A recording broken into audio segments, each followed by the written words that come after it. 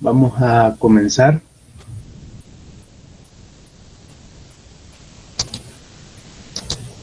Les decía el día lunes que habíamos visto que hay una función set, una función que es constructor, función get, funciones miembro, funciones amigas. Son palabras que deben reconocerlas, pero aún no hemos hecho el trabajo para comenzar a saber a qué se refiere cada una de esas cosas. Luego está la sobrecarga de operadores y ahora lo que quiero que veamos es las diferentes formas, ¿verdad? Entonces vamos a intentar hacer ahora una clase un poco corta y me gustaría al final ponerme de acuerdo otra vez con los que van a ser diferidos, todos los que me han escrito que ya les dije que sí, y todos los que aún falta que se comuniquen, ¿verdad? O los que pues vamos a medir si hay gente que se ha retirado, así que vamos a comenzar la clase justamente aquí. Se le oye interferencia con el micrófono, ingeniero.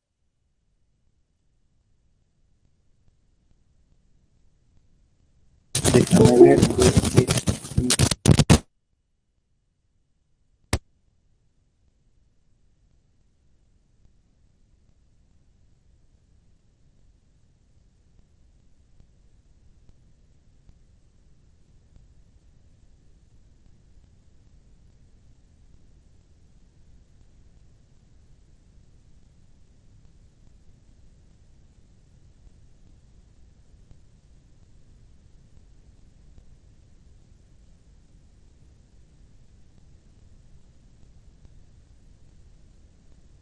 A ver, lo he puesto en un lugar más apropiado para que se captura mejor la voz. ¿Se escucha mejor o igual?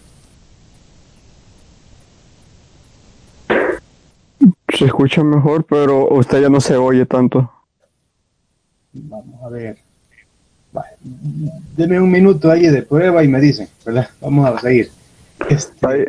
Ahí ya se oyó mejor. Sí, pero estamos, ya veo. Sí, es un problema, creo que el micrófono es bien selectivo, como es para ponérselo sobre le llaman de solapa, ¿verdad?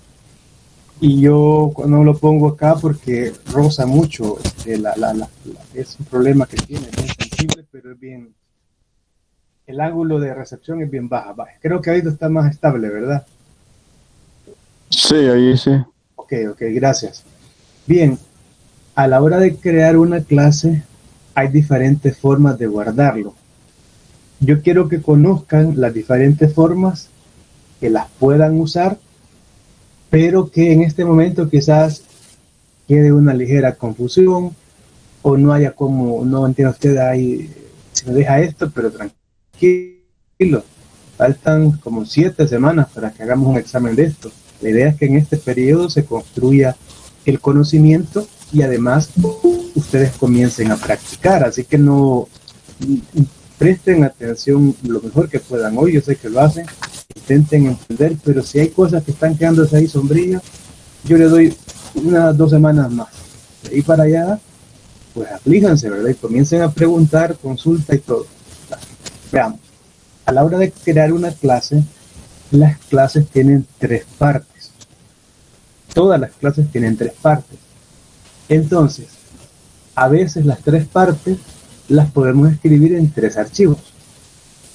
Cuando se hace esto, esto se llama el archivo .h, no se llama CPP, sino que se llama .h. Y ahí lo que va es la declaración de la clase. La palabra declaración se la copiamos a funciones, básicamente. Y lo que hacemos es que en el archivo .h dividimos las variables miembros, son privadas, y las variables y las funciones y los métodos, pero solo escribimos el prototipo de la función. Entonces por eso es que le llamamos declaración de la clase, pero no existe, digamos, un término de declarar la clase. Pero como ahí hay muchas funciones, se toma el término de ello. Una vez que ya tenemos ese archivo, lo cerramos y ya está. Creamos otro archivo. La característica de estos dos es que ambos se van a llamar igual que la clase. Si la clase se llama complejo, el archivo se va a llamar complejo.h y complejo.cpp. Si la clase se llama fraccionarios o fraccionar, fracción, aquí se va a llamar fracción.h y fracción.cpp. ¿Qué es lo que va a ir en el archivo segundo, en el que lleva el nombre de la clase .cpp? Va a ir la definición de la clase. En otros libros dicen o implementación de la clase. Esto es lo que vamos a tener en el segundo archivo.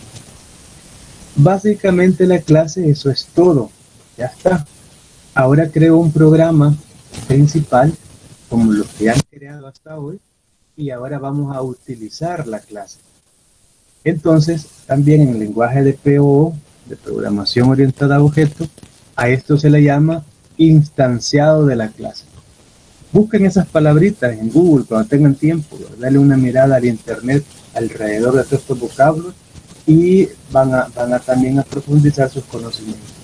Entonces, instanciar la clase, que también a veces aparece hasta como verbo, es usar la clase, crear objetos del tipo de datos que nosotros hemos definido. Vale. Logran ver las tres partes que tiene, bueno, serían dos, pero incluyendo el programa donde la voy a instanciar la clase, es decir, donde voy a utilizar objetos, ¿verdad?, de esa clase, digamos que son tres archivos. Aunque la clase solo está donde se declara, donde se define, punto. Hay otra forma, bueno, he preparado el ejemplo acá, miren, vean. El auto.h sería, llamo una librería, creo las variables, creo los métodos. ¿Creen ustedes que se ocupa esta línea realmente?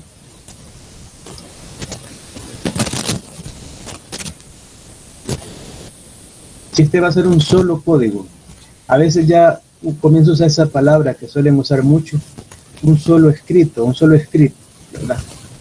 El código son todos, pero digamos, este script es el .h, este archivito. ¿Creen que ocupo en este archivo .h la librería IOStream? ¿Qué ven ahí? Yo creo que no. No se ocupa. De hecho, yo ya se le he quitado. Obviamente, si quito una librería, también no ocupo hacer referencia al espacio estándar, pero se ve raro. y se ve raro, ¿verdad? Entonces, y si no les molesta, pero si quieren, para que practiquen, vean qué pasa, ¿verdad? Pero aquí no lo ocupo, obviamente. Vaya. Aquí tengo el código auto.h. Aquí está el código auto.cpp. Aquí va algo interesante. Yo debo de llamar a donde tengo declarada mi clase. Yo la debo de llamar. Otra vez, no estoy seguro si esto lo voy a ocupar. Bueno, hoy sí lo ocupo. Entonces, yo debo de llamar a donde tengo declarada mi clase. Y todo lo que vimos en el ejemplo anterior, ahora lo coloco acá. Bueno, solo como es manera de ejemplo, ¿verdad? Solo he puesto dos funciones. De hecho, creo que también solo puse, esta otra no la he colocado, ¿verdad? Porque no cabe por el tamaño, pero es solo para explicarlo. Y luego, creo un programa principal, yo le voy a llamar mail, pero puede ser cualquier nombre, ¿verdad? Pero ya no es el nombre de la clase. Y otra vez, yo debo de incluir la clase que voy a utilizar. Y como pude incluir la clase, es que puedo usar la palabra aquí automóvil para que me construya un objeto de ese tipo. Y hago lo mismo que hicimos en el ejemplo anterior con auto. Si se fijan, el programa está simplificado, ¿verdad? Hay cosas que no las tiene, pero la idea es que nos explica cómo es que funciona lo de los tres archivos. Lo que estoy aquí intentando explicar es el asunto de los tres archivos, ¿verdad? Bueno, veo que hay algunos compañeros de ustedes ahí. ¿Preguntas hasta acá?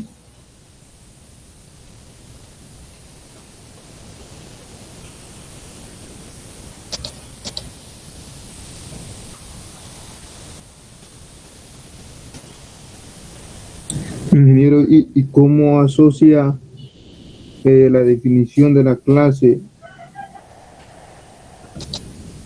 La definición de la clase, ¿con qué? Con la declaración, porque solo se incluye, digamos, solo se le incluye acto.h, o sea, la declaración. Correcto.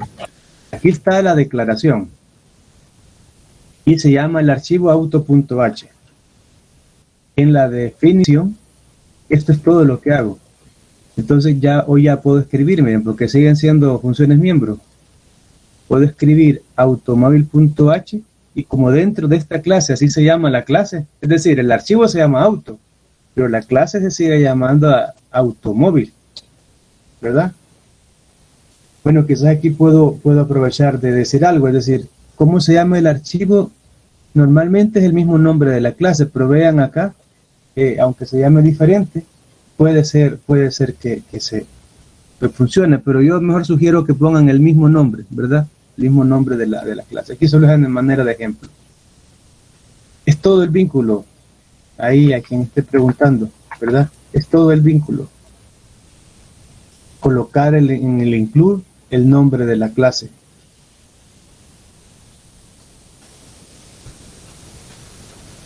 ¿Está bien? Gracias, ingeniero. Okay. Sí, gracias. Va, de acuerdo. Ingeniero, Diga. y elaborar la clase así en 3 archivos, ¿se hace para que el código se vea más ordenado o tiene alguna otra ventaja? Es como la tendencia, ya les voy a demostrar eso. Es como suele hacerse, ¿ya? Es como la manera en la que se hace. Ingeniero, Diga. esto es como lo que hacíamos en C cuando usted decía de que las librerías que traía de estándar de C son archivos, por decir así, prehechos, en el cual usted llama las funciones en el programa principal para ejecutar las herramientas, ¿verdad? Exacto, solo que allá, lo que yo les decía y les mostré un ejemplo de una librería. Ahora nosotros no solo estamos haciendo una librería, sino que estamos haciendo también una clase. Pero es igual, porque como la clase puede ser extremadamente grande, que hace de todo, ¿verdad? Entonces mejor la guardo aparte en un solo lugar. Ajá, sí, y solo la llama cuando la necesita y la tiene aparte, ¿verdad? Correcto, porque acá, mira, solo escribo esto y aquí estoy creando mi objeto tipo automóvil. Ahí ya viene para usar todas las funciones que haya hecho, solo las voy a llamar. Ya el programa principal no se me satura, porque ya todo lo he hecho afuera.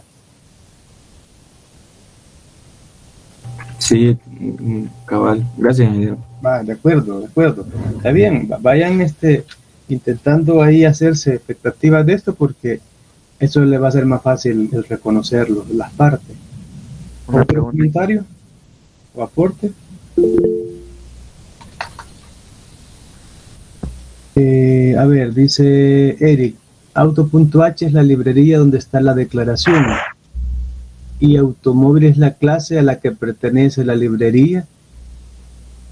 Podría decirse así, Eric, la verdad que las dos cosas las he creado yo, ¿verdad? Tanto la clase como el mismo archivo. Podría decirse eso que tú dices, estaría bien. Una consulta, ingeniero. Diga.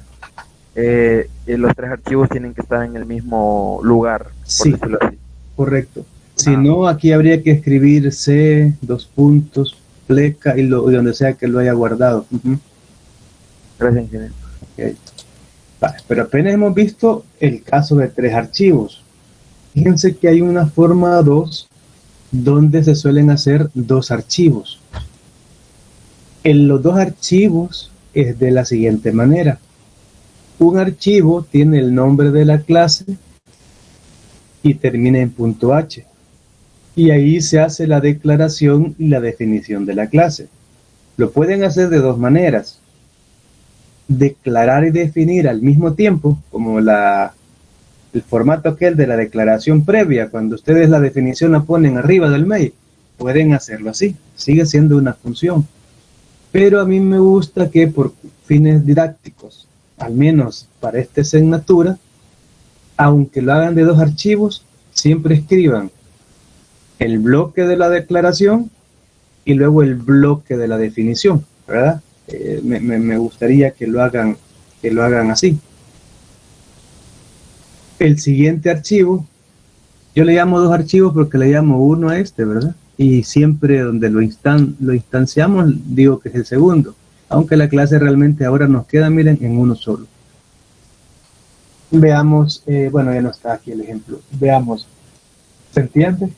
Vamos a declarar y a definir en el mismo script, en el mismo código.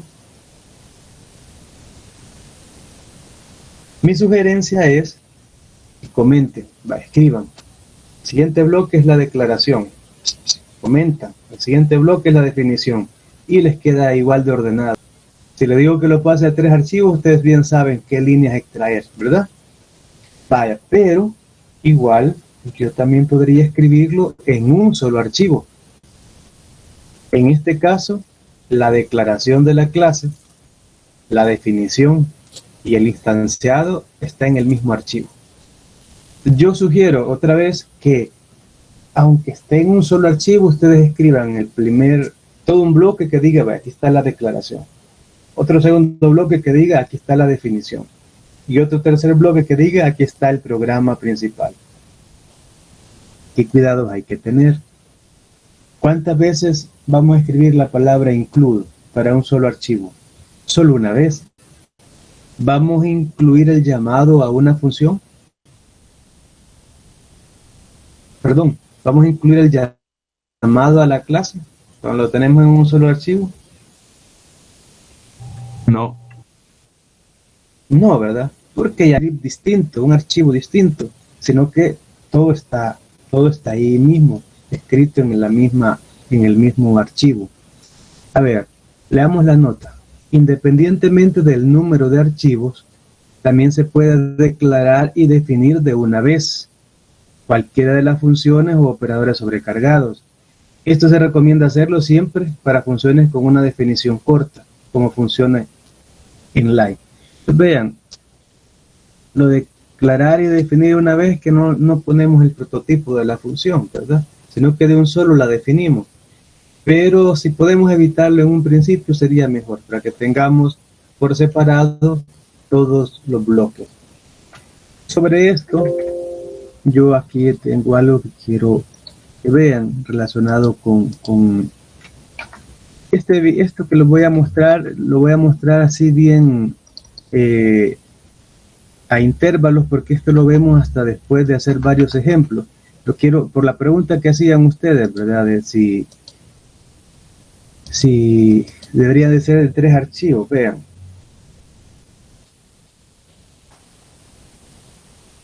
Aquí está cómo se crea, miren, una clase en D++, que es el que más usan ustedes.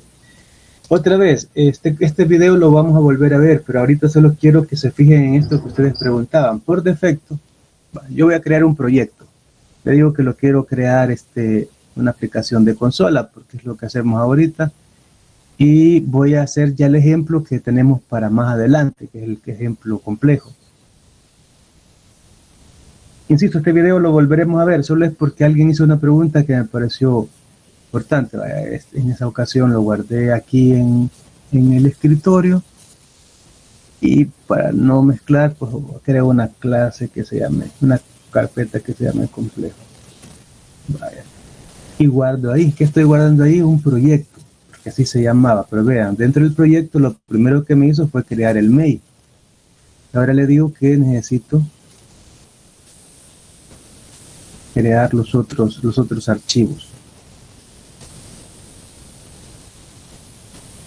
Solo vamos a ver esta parte porque es la que me interesa. Miren, ahí me creó el mail y ahora estoy creando el complejo H y el complejo CPP.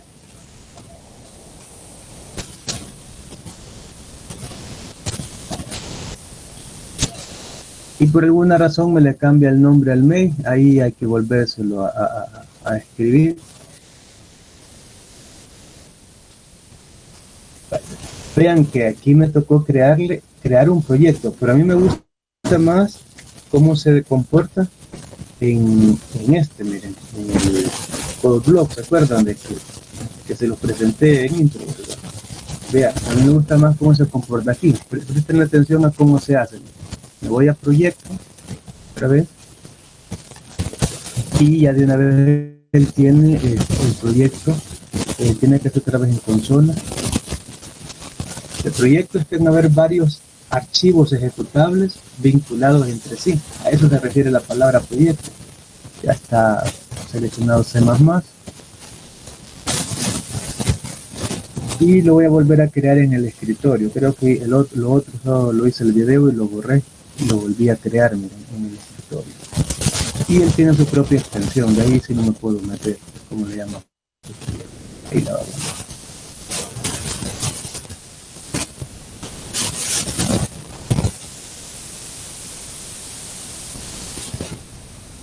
Aquí se viene lo interesante, miren. Yo le digo que, bueno, ahí estoy abriendo. Aquí viene lo interesante, miren, en este compilador él ya tiene para crear clases. Ustedes vean, cuando yo quiero crear una clase, pausa,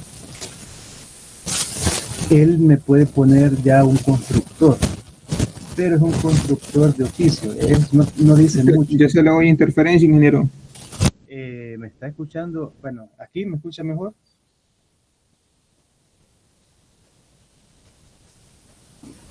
Déjeme, quizás estaba muy próximo al micrófono. Déjeme seguir un ratito y si sigo interferencia me dice. Miren, aquí en el code block vieron ahí la pestaña, ¿verdad? De crear clases. Aquí está. Ya es para crear clases. Ustedes me decían, ¿y por qué 2, 3 archivos? Ya van a ver, miren. ¿Se me está escuchando mejor? Sí. Okay. Sí, ingeniero. Vea lo que ocurre en este IDE. De una vez yo le doy el nombre de la clase acá. Y vean, me está apareciendo el complejo .h y el complejo CPP. Pues resulta que como norma de programadores suelen tener separado la declaración de la definición. Nosotros habrá un momento en que vamos a usar un solo archivo, pero quiero que sepan que están los 3 bloques. ¿Por qué separan la declaración de la compilación? Por privacidad. Digamos, nadie quiere que sepa cómo usted calculó la raíz cuadrada, ¿verdad? Y toda la matada que se dio resolviendo una serie para que le diera el seno de X. Usted únicamente quiere que la gente al que le va a vender su función solo conozca el prototipo. ¿Qué argumento lleva y punto? Entonces suelen acostumbrarse a separar esto por esa razón. ¿Se está escuchando mejor, jóvenes? Porque si no, ahí sí ya me preocupan. Me preocupa. Todo bien, todo bien. Vaya, ok, gracias. Les digo que este video lo pienso mostrar cuando hayamos visto el ejemplo complejo, pero ahora aquí está, miren, suele ser común. Yo solo escribo qué nombre le voy a dar a la clase y él de una vez me va a generar 2 archivos. También él puede generar los constructores y los destructores, pero no, esto él asume que es un escalar, ¿verdad? No está una cosa bien hecha. Entonces yo normalmente lo quito y prefiero hacerlo todo a pie, ¿verdad? Entonces ahí están como ha generado los 3 archivos. Esto solo quitárselo porque no es la forma en la que hay un constructor de copia, así se llama, pero eso es mejor escribirlo uno. Ya está. Entonces, vean cómo se crea aquí.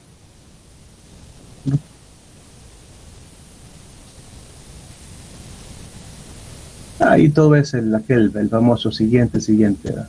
Entonces, vean ahí. No era ese.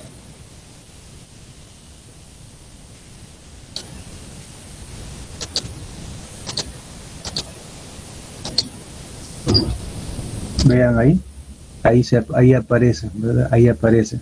Yo las fui abriendo. Miren, ahí él ya le pone por defecto las palabritas estas, ¿verdad? El public, private, pero a veces no sirve de nada, ¿verdad? A veces es mejor borrarlo y uno escribir todo ya como sabe hacerlo. Pero ven que el proyecto de una vez se crea para 3 archivos. Eso es lo que quería mostrarlo. Y ya en los otros ya va el include llamando al que se ha construido.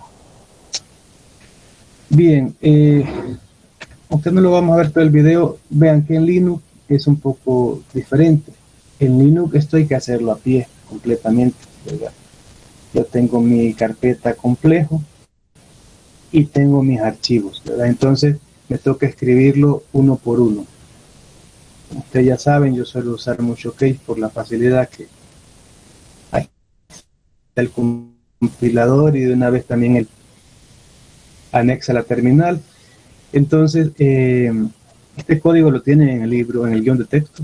Ya les dije que este código lo vamos a estudiar para conocer las partes de una clase. No se vayan a preocupar ni a sufrir de que no entienden qué es cada cosa. Solo queremos conocer las partes. En 2 o 3 semanas ustedes ya van a poder quitarle cosas o agregarle cosas, ¿verdad? En Linux, compilar una clase es bastante complicada porque hay que enlazarlos todos los archivos. Entonces, al principio esta línea, yo que suelo usarlo más en Linux, al principio estas líneas hay que refrescar la memoria, pero ya cuando se comienza a hacer de aquí a diciembre esto lo sabemos todo, ¿verdad? Y si usted está en Ubuntu, perdón, si usted está en Windows ni siquiera tiene que aprenderse nada. Allá se compila igual, ¿verdad? Allá se compila dándole play y él se encarga de buscar la combinación para todos los archivos. Desde el momento en que se le dice que es clase, él sabe cómo llevarlo a cabo. Entonces, por la pregunta que hacían, ¿verdad? Sí, son 3 archivos, pero como regla de programación. No es otra la razón. Bien, ¿cómo es el asunto de sobrecargar operadores? Eso va a estar bien interesante. En C++ hay un número determinado de operadores predefinidos, ¿verdad? Más, menos, por, entre. Y casi todos los operadores para tipo estándar se pueden sobrecargar. Aquí está la tabla que lo muestra. Podemos sobrecargar, mire, el operador new y el operador delete. El new para arreglos, ¿verdad? Y el delete también para arreglos. Pueden sobrecargarse, ellos son operadores. Podemos sobrecargar el más, el menos. Podemos sobrecargar, bueno, varios, ¿verdad? No sé si reconocen este no es elevar a la potencia, ¿verdad? Estos son operadores, todos estos operadores, miren, son operadores lógicos bit a bit. Este es un operador lógico bit a bit, bit a bit, bit a bit. ¿Qué es eso? Ya no hace la operación entre 2 bytes, sino que el bit 0 por bit 0 del otro byte. Entonces aquí está el OR bit a bit, aquí está el AND bit a bit, y este es el XOR bit a bit, y este es el negado, negación bit a bit, ¿verdad? Entonces eso es lo que es algo en lo que no nos metimos, pero que ahí está. ¿Cómo es que se sobrecarga? ¿Cómo es que se sobrecarga un operador? Nosotros le decimos valor de retorno, ¿qué tipo quiero que me devuelva? Luego le decimos la palabra operador, esa palabra siempre va a ir.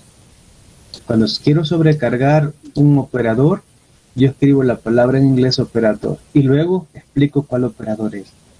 Y si van a haber argumentos, pues los coloco. Ya dentro del código, ya puedo comenzar a colocar lo que necesito. Entonces aquí está un ejemplo, miren. Fracción es el tipo de que voy a regresar, operador, y aquí están los argumentos. Digamos que esto es el prototipo para hacerlo más fácil. Excepto para el caso de los operadores new, delete y el operador flecha, las funciones pueden devolver para el creado. Vean que no lo habíamos visualizado nosotros antes, quizás hasta hoy. El paréntesis y los corchetes también son operadores. No parecen, pero le indican algo al compilador. Nosotros ya vimos que sí. El paréntesis le indica que eso tiene prioridad, pues igual los corchetes le indican que seleccione una lista que seleccione algo. Esto es importante porque hay un ejercicio en Joyanes que yo los mando a leerlo en su momento, que usted puede sobrecargar este operador. Así que eso toma en consideración. En excepción del operador paréntesis, las funciones operador no pueden tener argumentos por defecto, ¿verdad? Una función operador debe ser o bien una función miembro no estática o una función no miembro que tenga al menos un parámetro, ¿verdad? Eso es como obligación. Cuando se declaran nuevos y propios operadores para la clase, lo que se hace es escribir una función con el nombre operator y la letra. Ingeniero, disculpe, Sí. ya se le escucha un poco de interferencia otra vez. Pero ¿qué puede ser si no?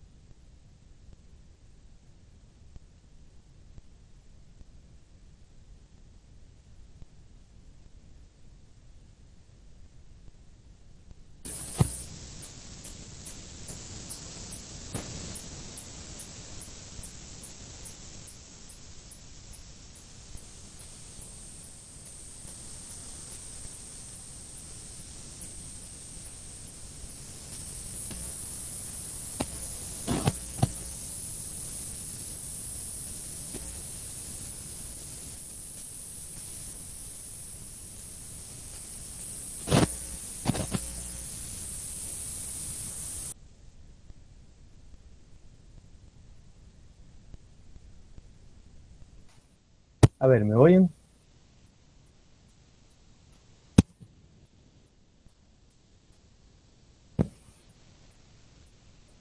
Sí, ingeniero. Va, ¿y se oye mejor o se oye peor? Va, si gustan, déjenme unos minutos hablar y me dicen, porque si no, y fíjense que no me estoy conectando de la laptop porque con la cuestión de que voy a compilar, cuando lo planeo, ¿verdad? Cuando planifico la clase, lo voy a compilar, mejor prefiero hacerlo acá, me es más cómodo.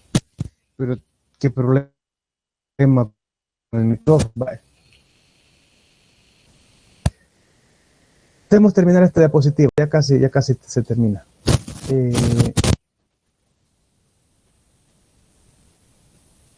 Bien, entonces lo que les explicaba era que básicamente cuando compilamos lo que escribimos es la palabra operator y le colocamos el operador, donde X es el símbolo de un operador. A ver, verifiquemos, ¿se está escuchando bastante bien o siempre se oye ruidoso? Sí se escucha bien, ingeniero. Bueno. Sí, dígame porque si la mayoría oye mal, entonces el problema es aquí. Pues son unos cuantos, tal vez sea al otro lado, ¿verdad? Eso también puede pasar. Bien, hay operadores que se llaman operadores unitarios. Lo he leído en muchos lados que dice operador unario. Yo no sé si realmente ese es el término correcto, pero a mí no me suena. Entonces, si yo lo estoy diciendo mal, ahí van a disculpar, pero lo veo en otros lados unario. Entonces no sé si es que esa es la palabra en programación, pero se oye fea, ¿va? Aquí olvidé algo. Hay operadores que no se pueden sobrecargar. Por ejemplo, el operador leaf aritmético no se puede sobrecargar, ¿verdad?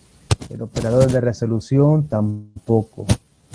El operador punto tampoco, ¿verdad? No se pueden sobrecargar. indirección de acceso a un miembro o el acceso a un miembro, casi lo mismo, no se puede. Bien, imagínense que el operador que se va a sobrecargar es el operador para incremento o decremento, o sea, el más o el menos. Resulta de que este operador no necesita argumento, no es necesario. Sin embargo, como ya sabemos que en C el operador se puede anteponer y posponer. Entonces, para yo imitar esa función, el compilador tiene un cierto ahí truco. Si yo le coloco un argumento, el compilador simplemente va a entender que eso que estoy colocando ahí, ¿verdad? Eso que estoy colocando ahí es con el objetivo de que sea pospuesto. Si no lleva argumento, aunque no lo necesite, entiende que es antepuesto, ¿verdad? Entonces, hay forma de jugar con estos operadores a que se parezcan lo más que sea posible a lo que nosotros hacemos en C, así en términos generales. A ver, preguntas. Preguntas o comentarios de lo que estamos hablando acá. Yo quería preguntar sobre el code blocks y a recomendación suya, ¿cree que usted que es mejor que Dev C++? No, son iguales. Son iguales. Lo interesante del code es que a la hora de crear una clase, eso es curioso, él ya de una vez crea los 3 archivos. Pero en términos del esfuerzo de programación de ustedes, no cambia nada. Es exactamente lo mismo. También me fijé en una cosa que decía que al final de cada archivo, en vez de decir CPP, decía CBP. ¿Tiene algo que ver, algo ahí? No, porque ahí estaba creando un proyecto. Entonces, cuando creo el proyecto, él hace un archivo que es propio. El CPP era code block, la C de code, la B de block, pero era su nombre, era el nombre de esa interfaz.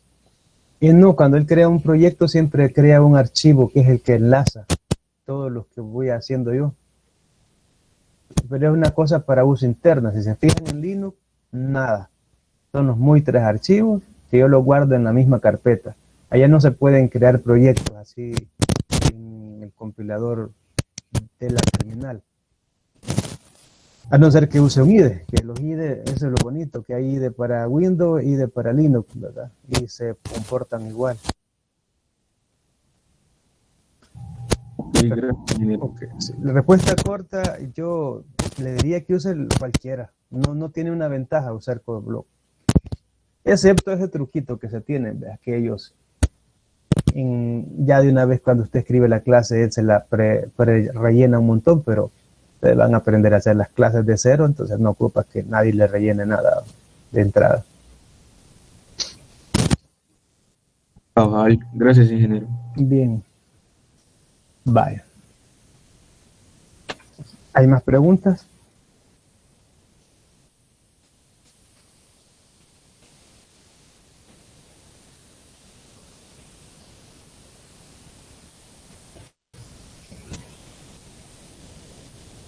Ok. Vaya.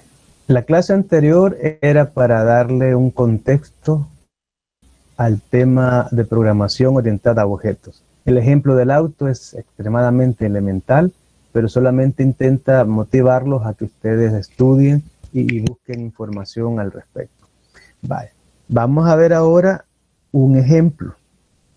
Este ejemplo a mí me gustaría que lo fueran escribiendo poco a poco y cada línea que les resulte una gran duda, la comenten, ¿verdad?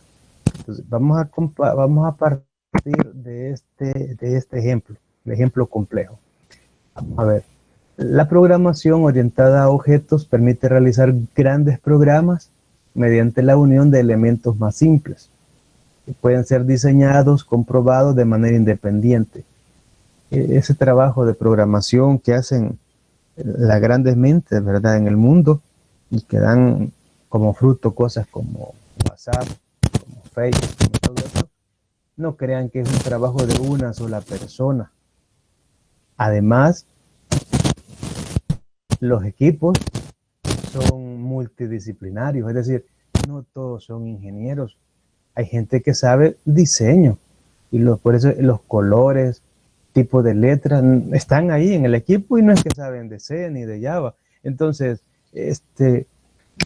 a medida que vayan creciendo y adentrándose en la vida, es decir, en esta vida no se puede saber todo.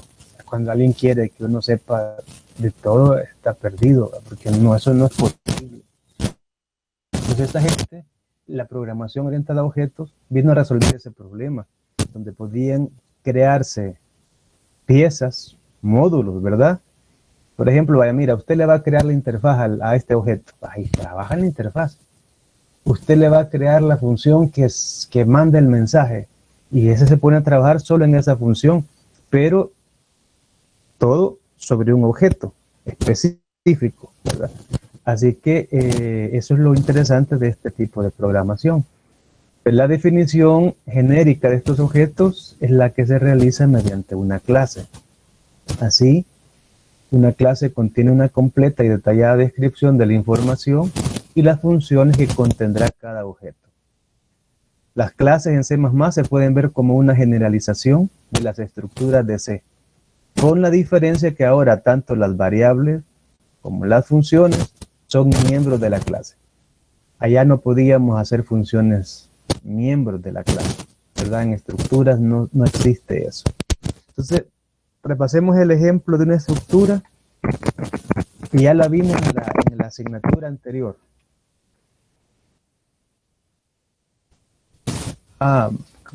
Ya. Este fue un ejemplo que hicimos, miren, ahí está, ya entendí. Ahí está hasta el fondo que usábamos en intro, ¿verdad? Y ahí dice Introducción a la Informática abajo, que fue un código que los mostré en la asignatura anterior. Era un ejemplo, hacer un programa que contenga una estructura con números complejos. Luego escribir una función que realice la suma de ellos. Nosotros definíamos la estructura, que le llamábamos complejo. Luego creábamos 3 objetos tipo complejo. Para no estar leyendo del teclado, ¿verdad? Le damos valores, pero ustedes saben que era lo más elemental leer del teclado. Y terminaba. Fuera de la estructura, no está dentro, fuera de la estructura, creamos una función que tenía como argumentos números complejos y como retorno números complejos. Una coincidencia, ¿verdad? Podría llevar complejos y flotantes, eso podría ser una mezcla, eso también se puede. La lógica de lo que vamos a hacer ahora es esta misma. ¿Qué es lo que cambia? Que ahora la función ya va a ir dentro de la clase. Y en lugar de estructura, vamos a escribir clase. Pero la lógica va a ser exactamente igual. ¿Tienen fresco este ejercicio? ¿Recuerdan haberlo digitado o haberlo dado pensamiento?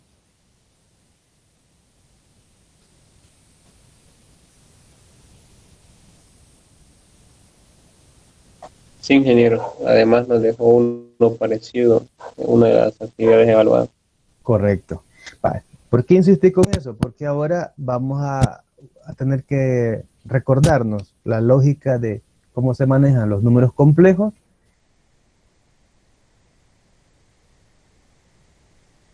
pero implementar en clases. Hacemos más verdaderos tipos de datos y pueden ser utilizados de igual manera que los tipos de datos.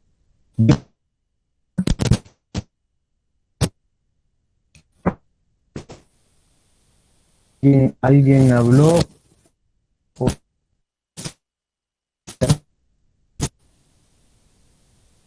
¿Quién fue el último que habló?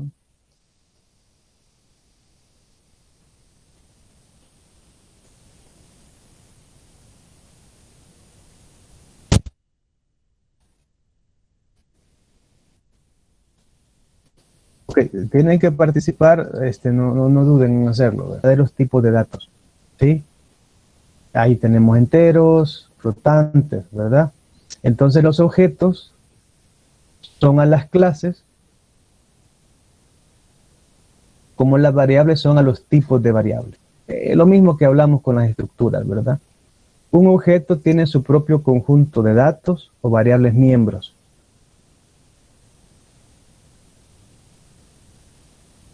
Aunque no tiene su propio conjunto de funciones, aunque se apliquen en concreto, son propias de la que pertenece. O sea, el objeto son de él, ¿verdad? Son de la clase, pero pueden operar sobre él. Este es un poco de teoría que ustedes luego volver a leer, ¿verdad? La función de las variables y constituyen el centro del lenguaje. Por eso es que algunos en inglés al lenguaje le llaman que es un lenguaje algorítmico, y en inglés se le suele llamar que es un lenguaje procedural, es decir, un lenguaje de procedimiento. Lo que nos preocupa es que el main no esté sobrecargado, sino que es lo más posible y llamar función. Cualquier función se puede comunicar con las demás de variables globales, de retorno, de argumentos, y nos hace fácil, ¿verdad?, la programación en C. Un paso más adelante.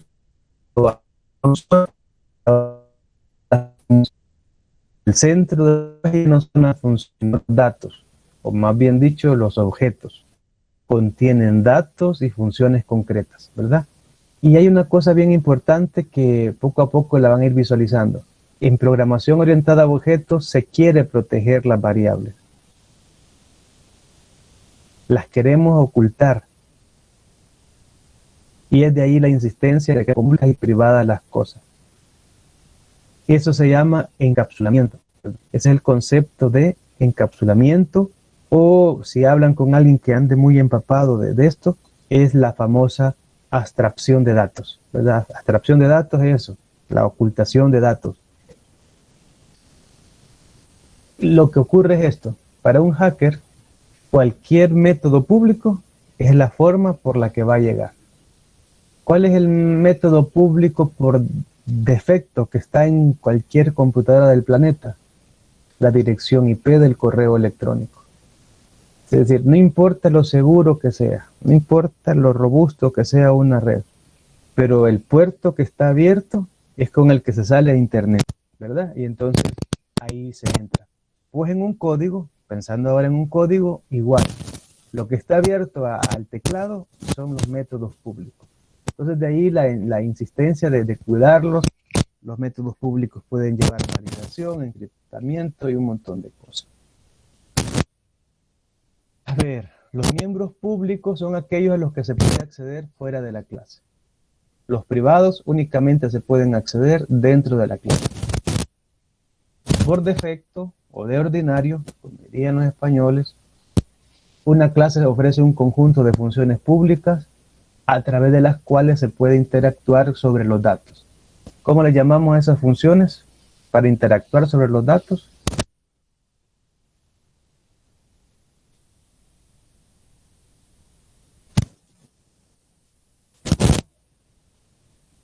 Para cambiarle valor o para ver qué valor tiene.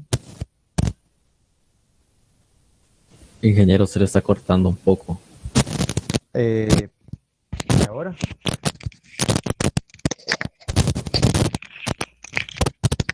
Pero quizá el micrófono se vaya. ¿Mande?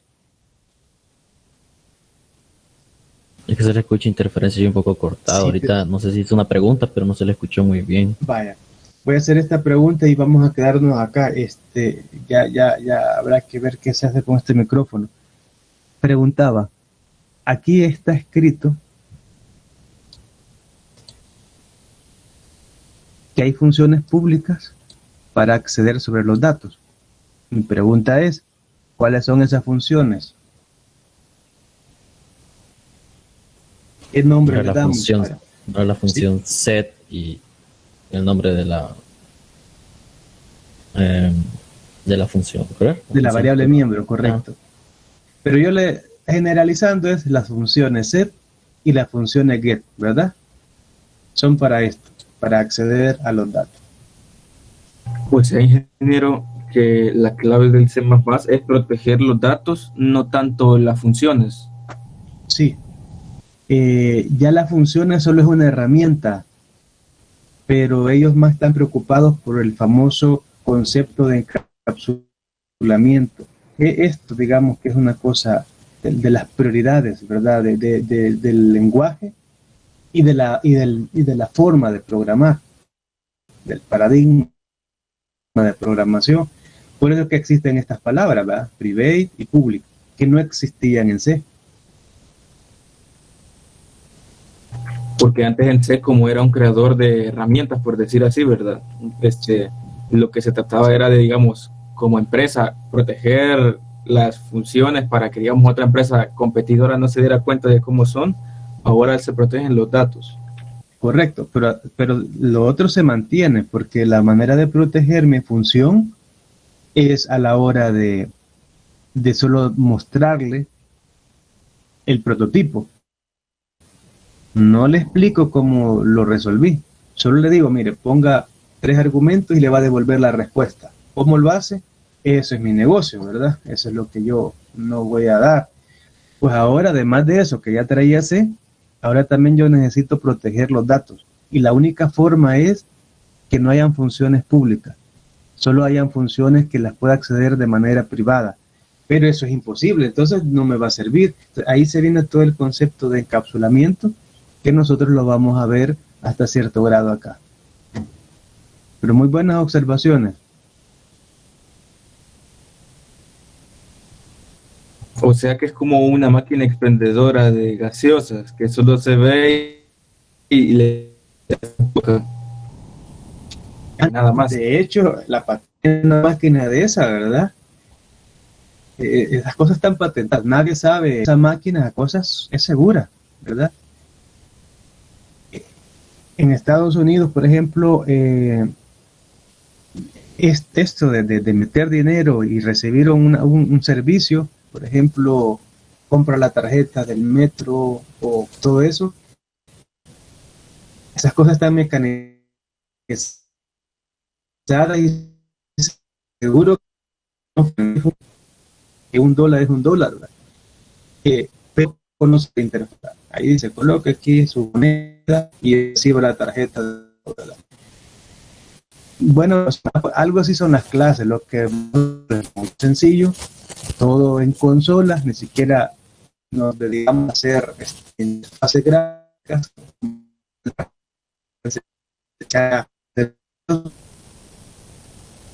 Vemos la lógica.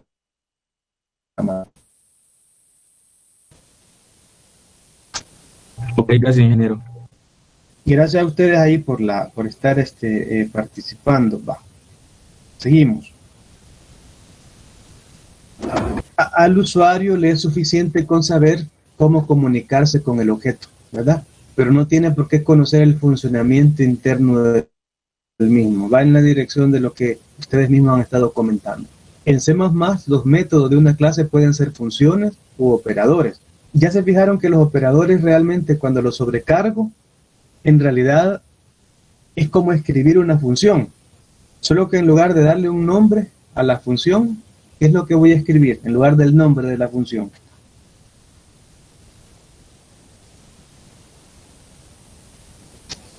Sobrecargar un operador es como escribir una función. Pero ¿cuál es la diferencia? Se escribe el operador. Exacto. Uno escribe la palabra reservada operator, ¿ya? Y ahí en la palabra reservada esa, uno escribe a la par el operador que va a sobrecargar, ¿verdad? Eso es todo lo que se hace. Ya se ha hablado de las funciones sobrecargadas, que son funciones con el mismo nombre pero con distinto argumento y definición. Otra posibilidad interesante es la de objetos de distinta clase que respondan de manera análoga al aplicarse funciones con idéntico nombre y argumento. Fíjense que esto es lo que dejamos para el final y ojalá que podamos llegar hasta ahí, porque el ciclo puede verse diezmado siempre por toda esta situación. Ya entendieron cómo es lo de las funciones sobrecargadas, pero existe un término en clases que se llama polimorfismo. Ahí es distinto. Ahí es una clase, perdón, ahí es una función que tiene el mismo nombre, pero que con el mismo nombre, pero que está en clases distintas. Vean qué interesante. Entonces, la clase se llama, la función se llama suma, pero no es lo mismo la función suma en una clase complejo que la función suma en una clase de fraccionarios. O la función suma en cadena. Imagínense que a alguien se le ocurrió hacer la función suma en cadenas para concatenar. Entonces a eso se le conoce como polimorfismo. Está la idea de la sobrecarga que ya vimos, pero es un tanto distinto, porque ya no tiene que ver con el argumento ni con la definición, sino que tiene que ver con los diferentes objetos. Ya la diferenciación está si le puse un objeto tipo complejo o un objeto tipo fraccionario.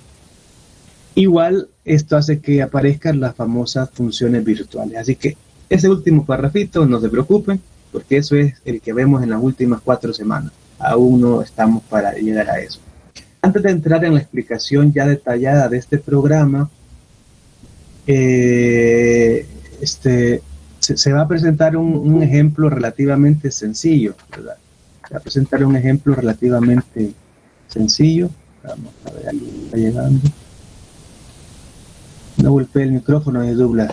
Sí, mire, he buscado, jóvenes, un micrófono, pero que no sea de esto, de solapa, sino que de esos micrófonos que tienen hasta para sostenerse sobre la mesa.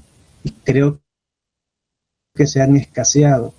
Si alguien ha visto micrófonos en algún lugar, si ya comenzó a salir de su casa o salen ya todos los días y me sugieren, la zona de metro, que es la próxima aquí por donde vivo, cerca de la U, bueno, ya con esfuerzo puedo llegar a galerías, aunque sea tan lejos los dos, pero me sugiere un lugar, porque sí quisiera un micrófono que se sostiene sobre la mesa, que no tenga, porque imagino que el área de cobertura es mucho mejor, ¿verdad?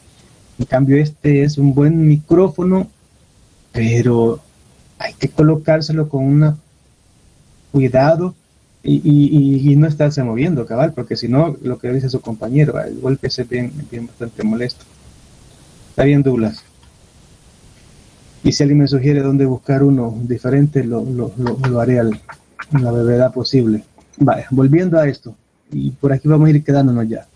No importa que ahora no entienda este ejemplo, ¿verdad? Yo quiero enfatizar eso. Lo importante es que vea de modo general todas las posibilidades que hay en C con respecto a la escritura de una clase. En la primera etapa, la lectura de este apartado podría omitirse. Los programas de este ejemplo tienen las líneas numeradas y esto no tiene nada que ver con C. Se ha hecho con el objetivo de poder hacer referencia al código para irlo comprendiendo. Entonces aquí están los 3 archivos y vamos a comenzar a leer línea por línea y a ir entendiendo qué significa. Les explico desde ya. Vamos a hacerlo en 3 archivos. Así que el archivo que vamos a ver primero es complejo.h. Esto está en el guión de clase, así que me gustaría que lo lean y que vean algunas correcciones. Por ejemplo, el guión de clase es del 2007. Entonces ellos no ponen esta palabra, ellos le ponen .h a todo. Entonces no sé si es que los compiladores del 2007 eran así o en Windows es así, pero nosotros queremos hacerlo bajo el estándar, ¿verdad? Entonces denle una mirada y vamos a ir viendo las cosas que cambian. Vamos a dejar esto, pero para la próxima clase, para que también ustedes por favor hayan leído algo. Pregunta: ¿qué es lo que han sabido de la otra semana? ¿Han suspendido las clases? Porque lo que pasa es que si las suspendemos, luego nos va a tocar ver cómo compensamos, ¿verdad? ¿Han suspendido así de manera abierta las clases?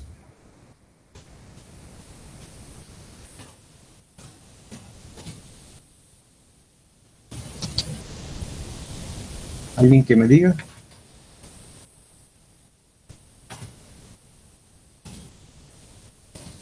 Hasta el momento no nos han dicho mayor cosa sobre eso. Nadie, Seguimos normal. nadie les ha dicho nada, ¿verdad? ¿Y a qué hora son esas actividades? ¿Verdad que solo son por la tarde?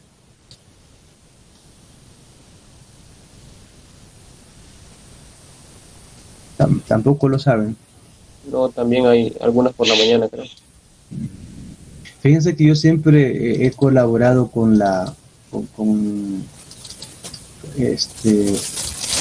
siempre he colaborado con los jóvenes de la sociedad de estudiantes. Bueno, ustedes mismos van a estar ahí tarde o temprano. Entonces, por eso, por la subvención la sugerían por eso, pero no creo que cerrar todas las asignaturas, solo son algunos temas, ¿verdad? Hagamos algo, la próxima semana, veámonos el día lunes y dependiendo lo que se perciba o la oportunidad que haya, ¿verdad? Ahí, si nadie les ha dicho nada, entonces, pues, yo no estoy con la intención tampoco de que nos atrasemos, ¿verdad? Pero si hay oportunidad de que asistan a estos cursos y algunos de los que puedan asistir coincide con la materia, sería bueno hacerlo. Quedemos en esto. Sí estoy hablando de eso, Ever, con ella, no sé cómo lo dirán. ¿Has escuchado tú algo? Ingeniero, si puede dar contexto de eso, porque yo no he oído ningún rumor ni nada de eso. Vaya, le voy a mostrar aquí. Y le dije, fíjense, al instructor que se podía. Déjenme ver si lo puedo localizar y le pido que se dé su vuelta por acá. Vamos a ver. ¿Dónde está ese muchacho? Él fue instructor de ustedes antes, ¿verdad?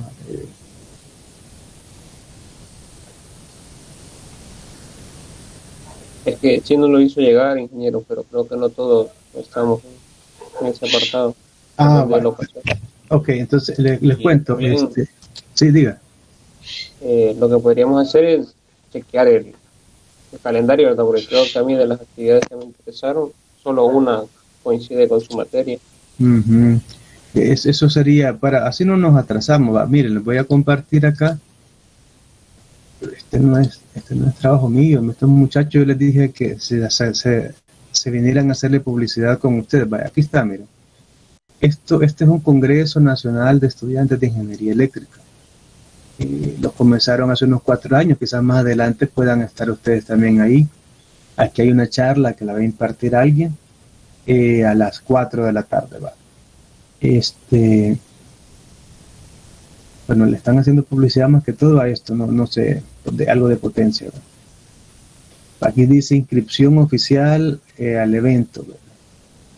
Ponencia sobre sistemas de control de iluminación. Es una ponencia de alguien que estas ponencias, cuando vean ustedes que hay así un patrocinador, se llaman ponencias, no son técnicas, sino que son un poco de marca. Ellos muestran la marca de ellos, pero se vuelve interesante, ¿verdad? También va a hablar de transformadores. Miren, el muchacho creo que sí salió de la escuela.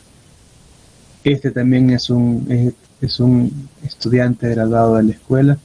Entonces, básicamente es una buena experiencia. No creo, no me parece conocido.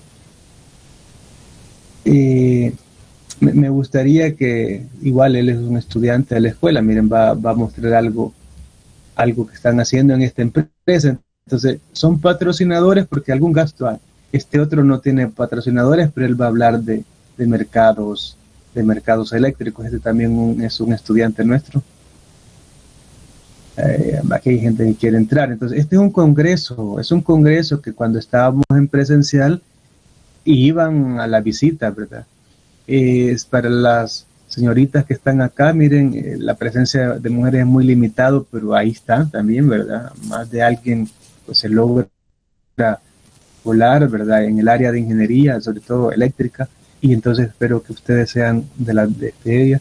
Él es un profesor de la escuela, está un poco, han oído hablar de la minería del Bitcoin, ¿verdad? La minería del Bitcoin es poner un montón de servidores y tenerlos ahí, ¿verdad? Sobre el tema.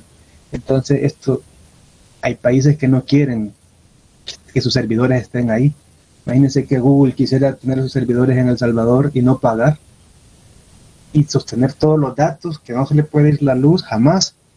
Pues algo así es Bitcoin, pero sin pagar, ¿verdad? Pero alguien está haciendo negocio con la energía que genera un país. Entonces todos los países le andan huyendo a meterse en Bitcoin, porque luego le tocaría hacer minería. Los chinos lo odian. Nadie quiere. Entonces aquí es donde dicen, ¿y cómo viene a ofrecernos? Porque realmente lo que está ofreciendo es que aquí hay energía eléctrica para tener los servidores corriendo, y no hay energía eléctrica. Entonces dicen que el recibo se va a disparar. Pero bueno, dicen que la política no está polarizada hoy en El Salvador, pero yo creería que está más polarizada que nunca.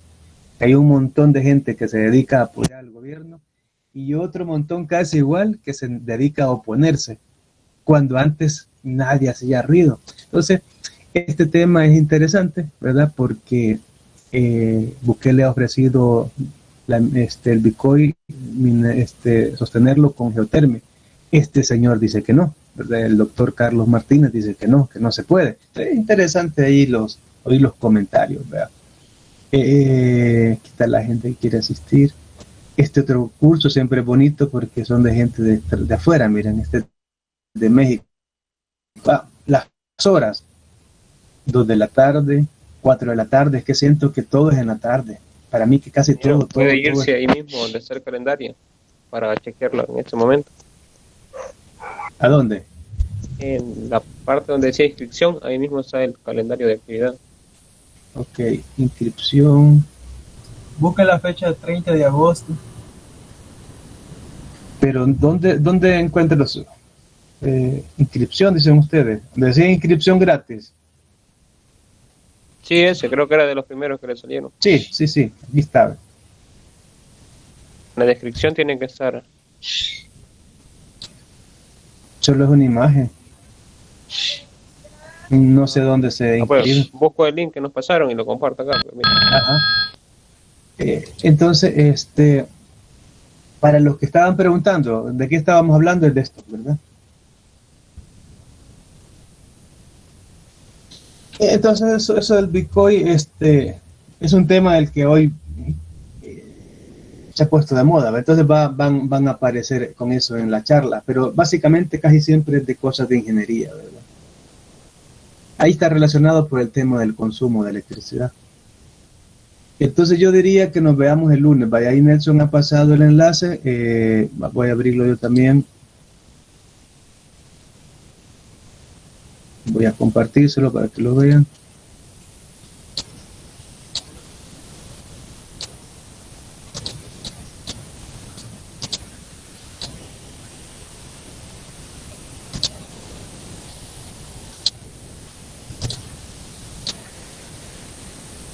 Aquí está, me llena el siguiente formulario. El formulario está hecho en Google y lista de actividades. Aquí está la lista de actividades. Vean, prácticamente, bueno, hay el martes, hay algo en la mañana, diga.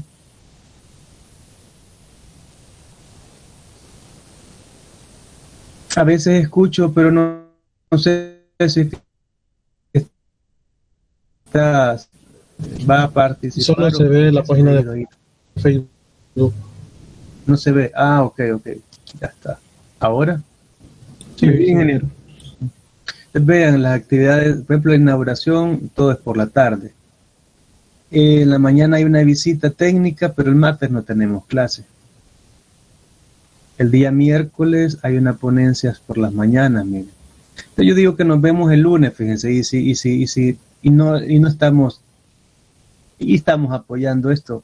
Nos vemos el lunes Y el miércoles podríamos dejarlos a los que quieran asistir a oír alguna cosa, porque hay algo en la mañana, hay 2 en la mañana. Ponencia de solución de principios. O tenemos clase de 8 a 9, también fíjense, podría ser. Tenemos una clase corta. Eso podemos hacer, miren, y no interfiere para que puedan estar ahí. Y gracias por este enlace, este no lo había visto, lo voy a conservar porque lo voy a también a hablar con los de la otra asignatura en la que estoy. Bien, llegamos hasta aquí por hoy. ¿O hay alguna pregunta final, comentario final?